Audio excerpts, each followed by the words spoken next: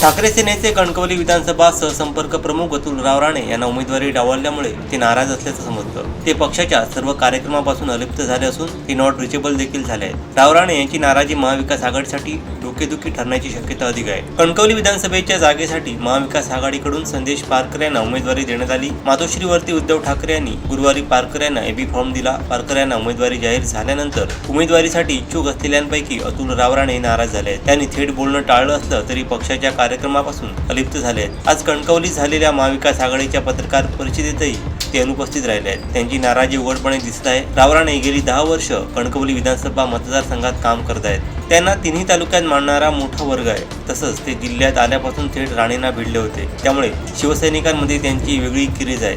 ते जर अलिप्त राहिले तर ठाकरे सेनेला या निवडणुकीत मोठा फटका बसू शकतो। त्यामुळे ठाकरे सेनेचे वरिष्ठ आता काय निर्णय घेतात याकडे साऱ्यांचं लक्ष लागून राहिलं आहे। आमचे दिवसभरातले सर्व अपडेट्स, ताज्या घडामोडी आणि थेट लाईव्ह पाहण्यासाठी सबस्क्राईब करा, लाईक करा कोकणचं नंबर 1 महा चॅनल कोकण 7 लाईव्हचं YouTube चॅनल।